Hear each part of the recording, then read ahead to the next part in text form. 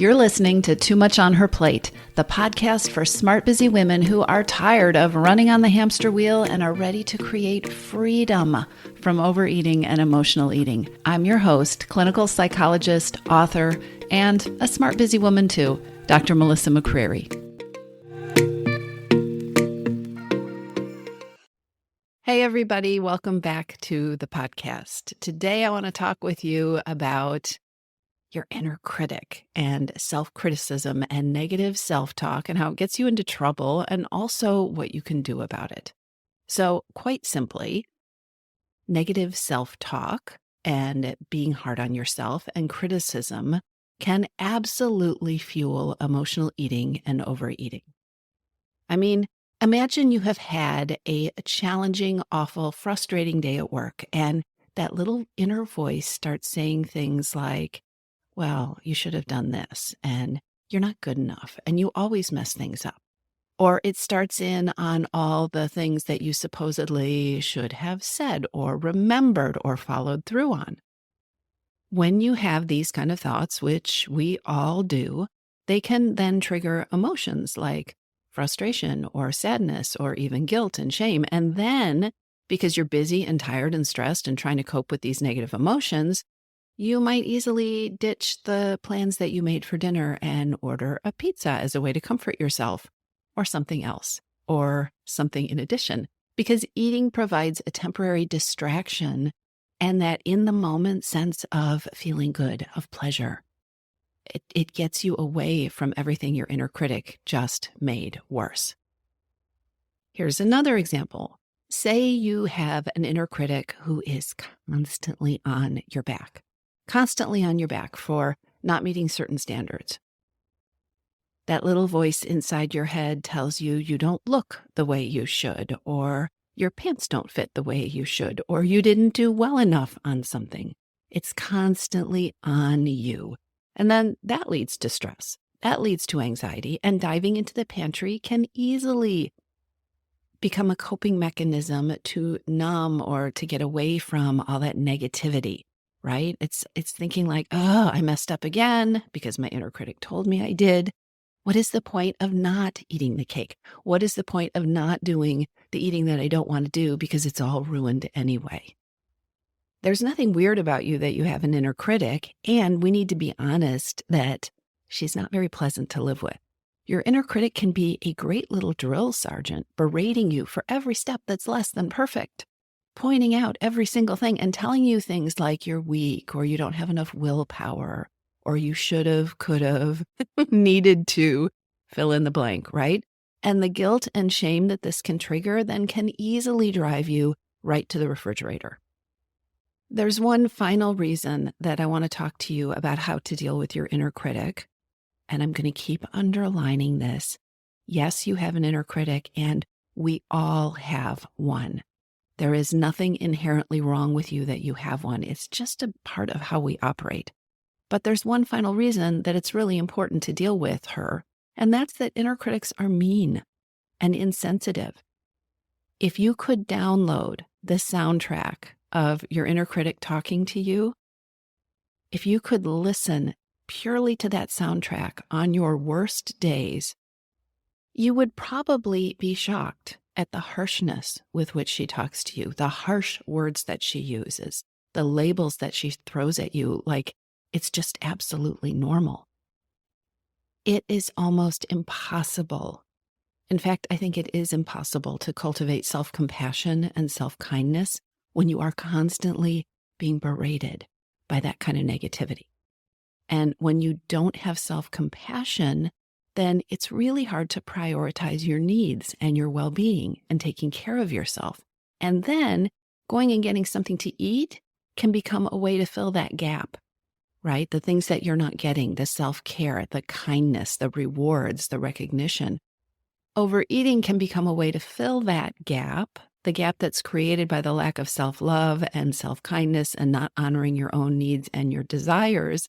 And that gap got created by the way your inner critic is talking to you and the kind of beliefs that your inner critic is laying down. Negative thoughts about yourself and about what you're capable of and about what the outcome is going to be create things like procrastination and guilt and shame and a whole lot of stress. And all of these things can be triggers, or they can be the last straw that leads you to eat things that you don't want to eat, that you hadn't planned to eat, that you aren't hungry for. Overeating and emotional eating. Your inner critic creates a situation that can lead to binges and overeating and feelings and thoughts that keep you up at night and create a vicious cycle that can lead to more binges and overeating and nervous eating and stress eating. Your inner critic can leave you cranky and irritable and full of self-doubt and can be responsible for getting you way off track with things that are important to you. And anyone who's tried to tell themselves to just knock it off knows that that doesn't work very well. So, inner criticism is a real thing. It can hook you big time. Let's talk about what you do about the self-doubt and the negative thoughts so they don't sabotage you. And honestly, the last reason I think this is really important because they are incredibly unpleasant. Here's the first thing you have to be really honest about. If you are like me, your inner critic and your negative thinking about yourself has probably led you down the same path for years. You know the script by heart. It gets recited by heart. You think these thoughts by heart. In fact, you might be so familiar with the things your inner critic tells you that you recite that script, that negativity, as easily as breathing. You might be so familiar and used to living with that voice in your head, which, by the way, you generate, that it just happens that you don't even know it's there. It might just feel like what it's like to be you. That's not true. You are not the thoughts and the beliefs and the words that that inner critic generates. If you haven't done so in a while, or if you haven't done so ever, take a day or so and just practice tuning in and paying attention to how you're talking to yourself. You won't do it all the time. You'll forget. You'll go back on autopilot with your thinking. But just every once in a while, ask yourself, what's the voice in my head saying? And catch your tone. Catch the words in your head. Ask yourself, would you talk to a friend that way? Would you talk to your child that way, or somebody that you love? Would you ever have that harshness or use those words or throw those labels out so casually the way your inner critic does? It's not pleasant to really tune in and to really listen, but it is important because you can't address something that you're not aware of. So practice tuning in. Ask yourself, how am I talking to yourself? Catch yourself. Sometimes it is very powerful when you hear yourself saying something to yourself like, oh, you're so stupid, or I can't believe you did that, to just say, ouch, ow, I don't deserve that. Okay, recognition is the first step. Paying attention is the first step. It's always the first step. But then what? You can say things like, ouch. You can decide that you don't deserve this way of talking to yourself, and you might become gentler with yourself over time. That's an incredibly valuable skill to cultivate. But when something activates your negative thinking or your inner critic, unfortunately, because you are a human being, it's usually the same old dance. You and the inner critic, you know it really well. Your inner critic doesn't just say, oh, okay, goodbye, I'm done with you. She always seems to be there in the background. And again, that's not because there's something wrong with you. This is a very human dynamic. Fighting with your inner critic and your negative thoughts hardly ever gets you anywhere. So many people say to me, okay, so how do I get rid of the negative thoughts? How do I stop thinking them? Trying to not do something isn't very effective. And if you've ever tried, like I said before, you are probably nodding your head in agreement. Most of the time, if not all of the time, trying to banish or get rid of your inner critic is just an exhausting waste of energy. And it can leave you feeling worse than when you started. You might not expect a psychologist like me to tell you that, but it is true. So I am not making this podcast episode to be the voice of doom. Let's talk about what a smart woman can do about this. Because, of course, you don't want to live your life being ruled by your mean, nasty inner critic. So stop fighting with her and invest your energy elsewhere. Here's the way I think about it. when she invites you to the same old dance, you don't have to accept it. It doesn't mean she goes away, but you don't have to dance with her. You get to be in control. You are in control of where you invest your thoughts, your energy, and your time. And you don't have to get it perfect, but you can catch yourself. You can notice where you are investing your thoughts and your energy and your time, and then you can decide if this is what you want to continue to do. Just because something exists doesn't mean that you need to invest yourself in it. You get to choose your focus. So what does this look like? When your inner critic or your really harsh negative thoughts show up, there are 2 steps to this. The first one is to be present enough to recognize that you're actually being incredibly unkind to yourself. And believe it or not, this is a hard step. Well, I think you will probably believe it because I bet so much of the time that soundtrack of your inner critic just operates on autopilot. So practicing being present, like I just talked about, practicing noticing, what is the soundtrack in my head? What did I just say to myself? Oh my gosh, that was incredibly mean. This is an important step. It's an uncomfortable step, but it puts you in the driver's seat. You can't have power over a situation that you don't know is happening. So you practice becoming aware of the negative voice inside your head. And then the second step is that you get to decide, and you have the power to decide that this is an inner conversation that isn't helpful, or these are words that are not helpful, or these are thoughts that are not helpful. And you can choose to put your attention on something else. You can choose to focus your attention in a different direction. Now, this is not denial or avoidance. This is not a bad thing. This is not pushing something down and pretending it's not there. It is choosing to do something different. It is a choice. I'm not talking about numbing yourself.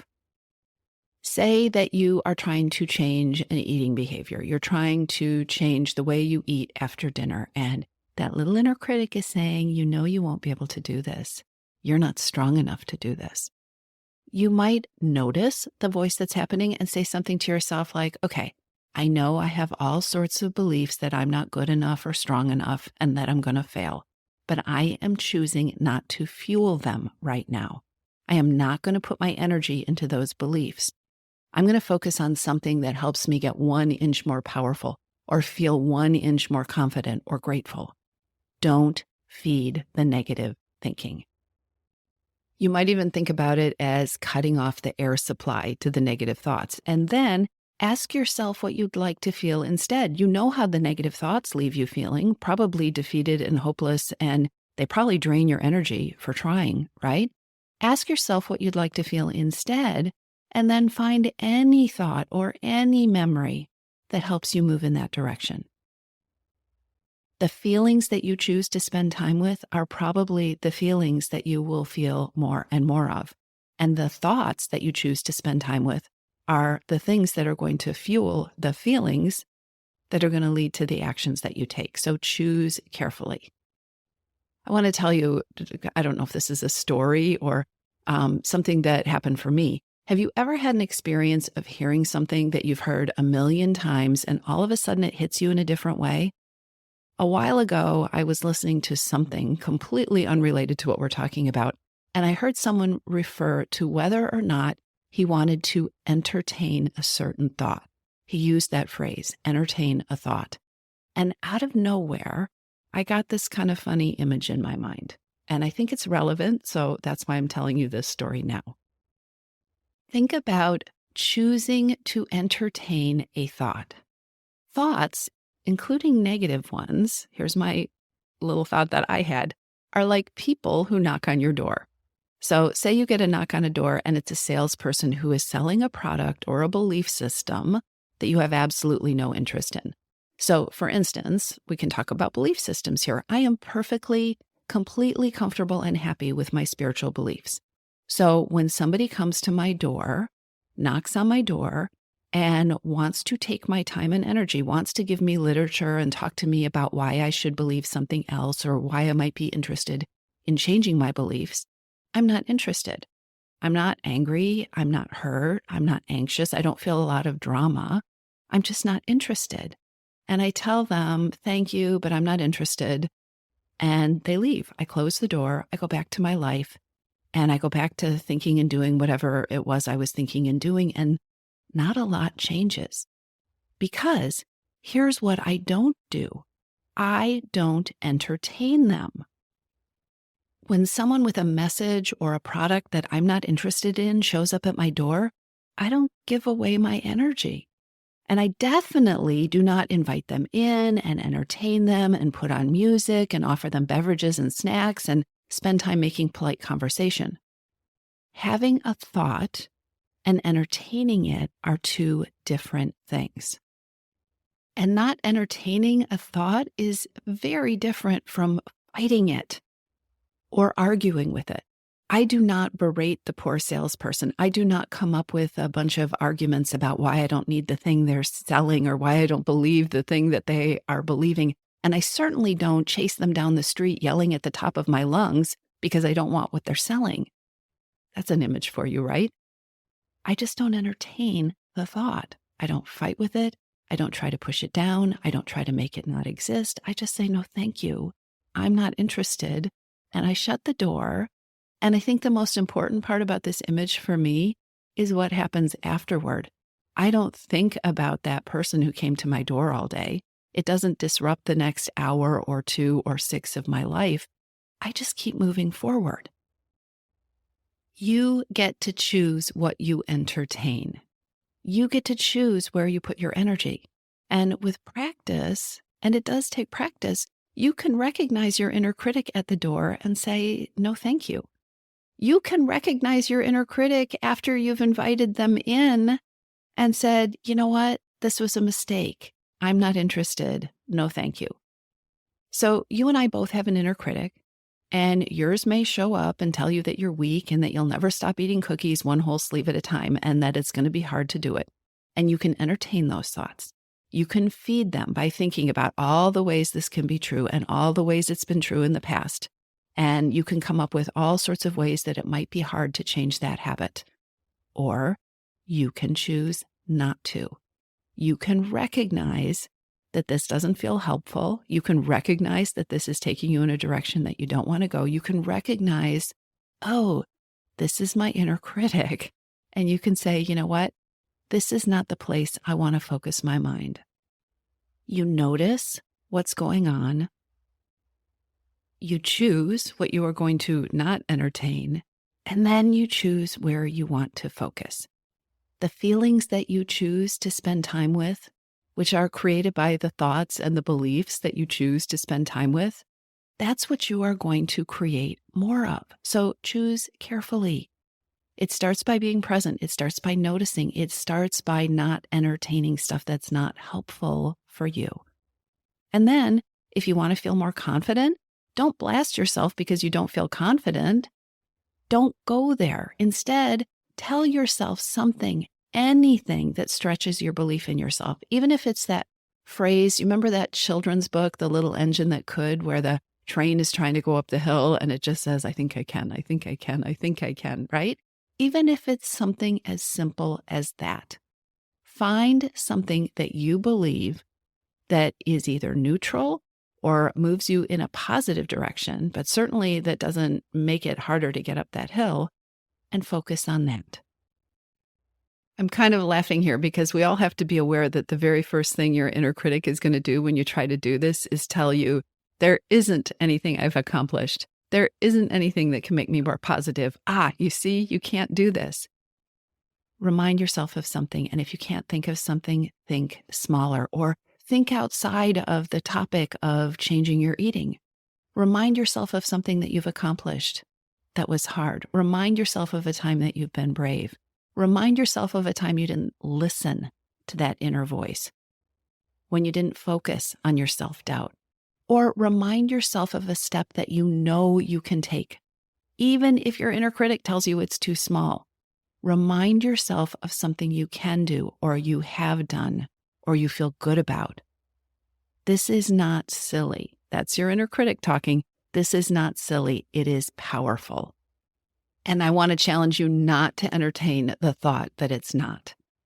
When your mind wants to convince you that you can't do something, or that what you're doing isn't working, or that it's never going to work, or that it's going to be too hard, or that it's going to be too painful, focus on what you can do. Focus on what you have done. Focus on what you are doing. Practice using your thoughts to encourage you, to grow your confidence, to see and focus on the positive, and to move you to a place that feels good. The bottom line is that what you focus on grows.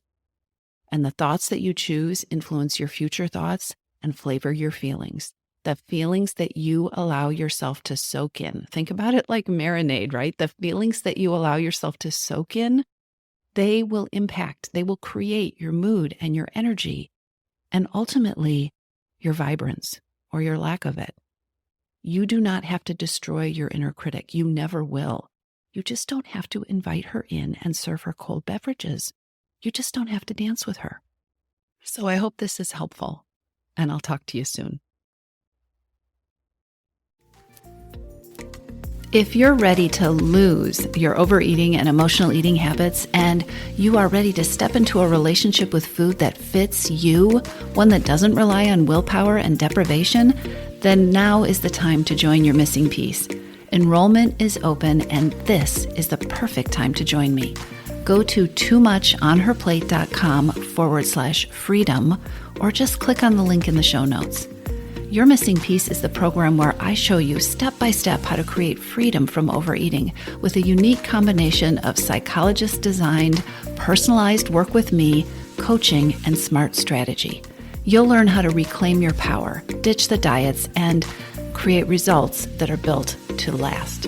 Check it all out at toomuchonherplate.com/freedom, and I'll see you inside.